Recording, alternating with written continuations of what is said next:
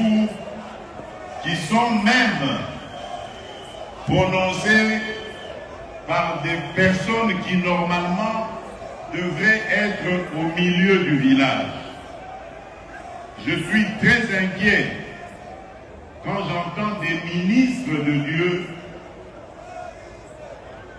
sortir des énormités pour dire que les Congolaises et les Congolais n'ont pas le droit de réfléchir sur le bien fondé de leur constitution. Quel est ce peuple qui n'a pas le droit de se remettre à un moment donné de sa vie en question et de redéfinir ses orientations? Ce que j'ai dit à Kisangani n'avait absolument aucun lien avec un quelconque troisième mandat. Mais vous avez entendu que cette fameuse opposition qui n'a rien à proposer, qui avait mordu la poussière très sérieusement lors des dernières élections, cette fameuse opposition cherche à manipuler la population en disant non au troisième mandat. Qui leur a parlé de troisième mandat?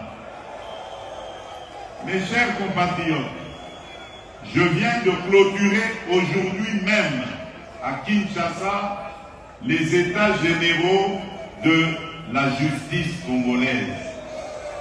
Et vous savez combien je me suis plaint depuis que je suis arrivé à la tête de ce pays de l'état de notre justice.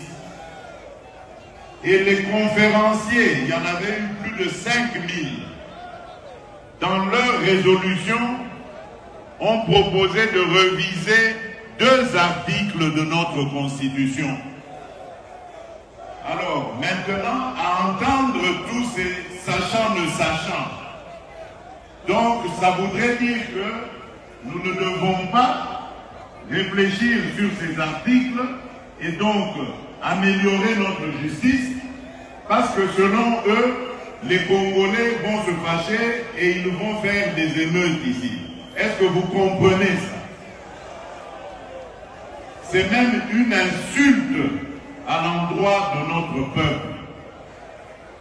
C'est une insulte à l'endroit de l'intelligence et de la sagesse de notre peuple. Demander aux Congolais de ne pas revoir leur constitution, alors qu'il y a un fameux article, le 217, qui consacre carrément la vente de notre souveraineté à des États africains. Nous n'avons pas le droit de revoir ça. Est-ce que vous entendez?